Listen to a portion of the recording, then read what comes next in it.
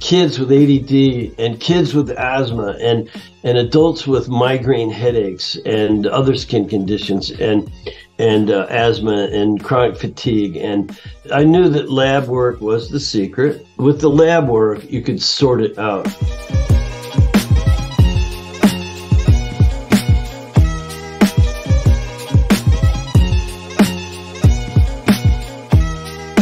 Welcome, everybody. This is Dr. Kevin Connors to another Connors Clinic Live podcast. Very special guest today, Reed Davis out of sunny California. And Reed is going to talk about his functional diagnostic nutrition, his whole program that he has in training. He's trained 4,000 plus practitioners on how to read lab work, how to use diagnostic laboratory in their practice, and what his beliefs are with nutrition and diet. We want to dig right into this. Reed, why don't you tell us a little bit about yourself? Hey, thanks so much, Dr. Connors. It's a pleasure to be here, and I really admire what you're doing. Clinics are well needed, whether they're actually seeing patients or clients live or working online these days. The world needs a lot of help. There's so much illness, and I would say most of it's unnecessary. It's just people really aren't taught the right things. Like I'll give you a bit about my background. It might be helpful.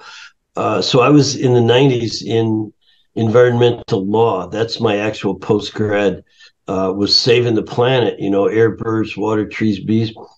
And around the turn of the century, I was getting older and the world wasn't getting any less polluted. And I'm observing all of this sort of death and destruction, environmentally speaking. I'm not a doomsayer, and I'm a pretty positive person, but, let's be honest, that there's a lot of crap being dumped on us. And around the turn of the century, I decided to get away from the environment and work more with people. I started talking with my son's chiropractor, who had a wellness center in Southern California with a multidiscipline and, a nice center where I was taking my athletic son. And man, we hit it off. I just started thinking, I really want to work in this area helping people. And the good news, well, I had a lot to learn. I had nothing to unlearn. I hadn't been trained in any one particular discipline. I was able to take a fresh look at wellness and illness and what's going on with people. And it's really just was an amazing journey. I'll just kind of summarize a bit and say that what I noticed right away, she gave me a job. Anything you want to do here to help people, let's see where it goes. Who is that? Who is that? Her name was Leilani Vidal. She was a chiropractor. Okay. And she was had a wellness practice. Chiropractors can do just necks and backs, or they can do wellness. And so that's what I became responsible for. There was the wellness aspects. She was a great chiro, and that's needed. And I became the guy that was running lab work. I just immediately jumped into some training and some programs and things. But more importantly, she said, you can work on my patients in between your classes, taking functional lab work and all these different things. So I just got more experience than anybody. It turns out that after several years, I was told, you run more labs than any 5 doctors we know. Huh. Now, I was surprised. I didn't know anything. I was just working hard because I liked helping people and I was having fun. Thomas Edison, famous inventor, said, I never worked a day in my life. And that was kind of like me. I was working really hard, long hours and many, many days, no vacations and for years. But I just loved it. I loved helping people and figuring things out. I'm a great researcher and writer. And so after years and years of just running thousands of labs on thousands of people for anything that ailed them, I started recognizing patterns in these functional lab tests. And I could just tell you real quickly, HIDDEN, it spells hidden, and it looks for hidden I call them healing opportunities. So not medical diagnosis. Nobody wanted any parts of that around our office. Heck, everyone had been to 4 or 5 doctors already, or 10, and weren't better yet. So they were looking for something alternative. And if they landed in front of me, I was going to run lab work like saliva testing, urine testing, stool testing, and some blood testing. But the alternative labs of the day. Now it's called functional medicine, but I was there in the beginning when it was kind of sorcery, alternative medicine went to complementary, complementary became integrative, integrative is now functional or lifestyle medicine. But way back then it was cutting edge, and I pioneered, and I ran thousands of labs, thousands of people, recognized some patterns, and so I've been teaching those patterns for many years now. When did you transition to teaching doctors and practitioners? Yeah, in 2008, I started there in 1999, 8, 9. My son was, again, going there. He was a great high school athlete, and you get banged up. And I was very interested in the whole field of helping people instead of the planet. Like I said, I was in environmental business. And I switched gears. I just said, I'm going to help people.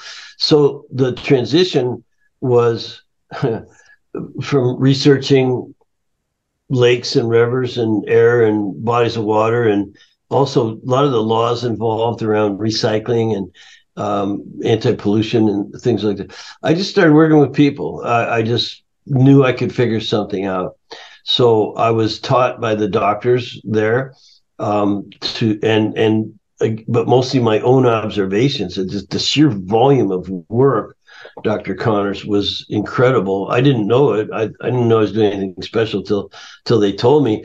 And then they kept saying, you need to be teaching others. The system that I created, we now call it Functional Diagnostic Nutrition. It's just a name for the methodology that evolved after 10 years.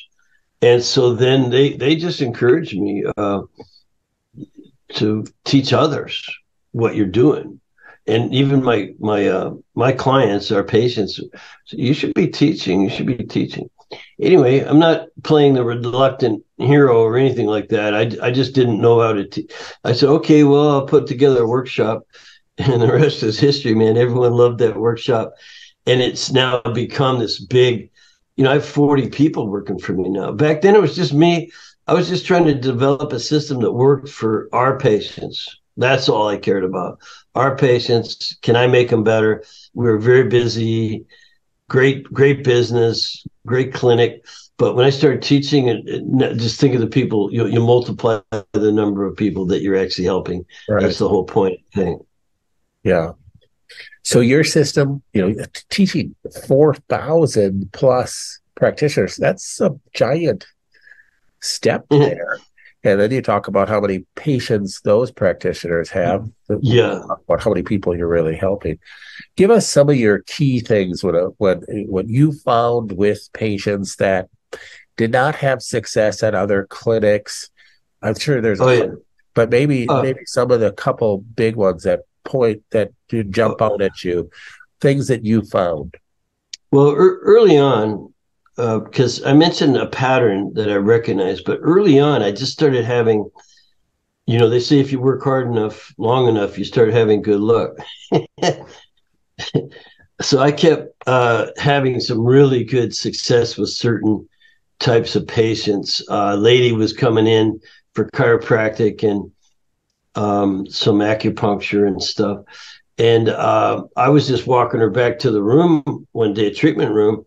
We had a big clinic, and recognized she was down. I said, hey, what's going on? She said, oh, I'm just so upset. This 40 pounds. I could see it in her face, the 40 pounds. She was overweight, and it was just killing her. And she said, it's only been 2 years since I've been on this medication for the hives. She was on some kind of medication for the hives for 2 years, and it made her gain 40 pounds. And before I could get a word out of my mouth, she goes, and I was she was really frustrated this day. She said she had just been to the doctor and complained of the 40 pounds. And according to her, he said you could be fat or you could have the hives, take your pick. Huh. And she said, well, that's really depressing. He said, according to her, well, I can write you a prescription for antidepressants if you'd like. Oh, yeah, that's the game.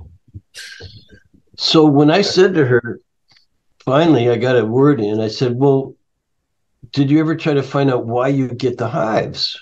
And man, her head did a exorcist spin. Like what? I said, yeah, try to find out what was giving you the high. It never had occurred to her, her physician, any of her other practitioners to just run some labs, which we were doing routinely then. And long story short, after we got her test results back, changed her diet and some environmental things, household cleaning products and personal care products, and just cleaned up her environment, so to speak. Guess what? Within 9 days, she was off her medication and didn't get the hives. Yeah. And so it was so life-changing, way over 20, and experiences like that over and over and over. Kids with ADD and kids with asthma and adults with migraine headaches and other skin conditions and asthma and chronic fatigue and you just name it. I mean, just so many people were just completely changed. I knew that lab work was the secret. And again, this pattern was emerging of hormones, immune, digestion, detoxification, energy production, and nervous system balance, the sympathetic pair. So those six, it took a long time. I didn't discover that overnight, but that pattern just kept reemerging in every patient that came in with chronic downward spiraling stress-related conditions. So their life's overwhelming, and it's the environment, and it's their diet, and they're not extra. It's everything going on. We call it the epigenetics, not their genetics, but you look at the epigenetics, and you can, with the lab work, you could sort it out. So I know you'll like this, Dr. Connors. The labs I ran was saliva, urine, blood, stool. We checked their hormones with saliva, including the cortisol and DHEA and their circadian rhythm and their sex hormones, looking at melatonin, even secretory IgA, which now you're getting a peek into the immune system. So you're seeing stress has affected their immune system. It's down. Then they get the dysbiosis in the gut because their immune system is off. The bad bacteria. Well, now you're not breaking down protein very well. Things are not being assimilated. So now you've got protein, amino acid, neurotransmitter problems. So you start off with stress, throws the sex hormones off. There's that set of symptoms. Your body's breaking down. You're catabolic. So your immune system starts to take a dump. Now you got dysbiosis, you got digestive issues and all kinds of rabbit holes that could take. Then finally, the bigger bugs, bacteria overgrowth and SIBO, parasites, funguses, biofilms, these things all start to interplay and you get leaky gut. Now you got hyperpermeability. Now you got antigens and immune complexes going into the humoral, the bloodstream, and clogging up the liver and just stinking the place up, right? So those are just a few avenues where I say, look, above all of the symptoms that could be caused, above it all are these healing opportunities, some of them very far removed from where the problem appears to be showing up. So no one's looking. So I learned to look, make sure you cover this again, I call it the constellation of healing opportunities. And those are all having an effect upon each other. So root cause, people say, I get to the root cause. Well, there isn't one. There's multiple, and they're affecting each other in ways that can't be singly measured. And so what you have is the term I came up with is metabolic chaos.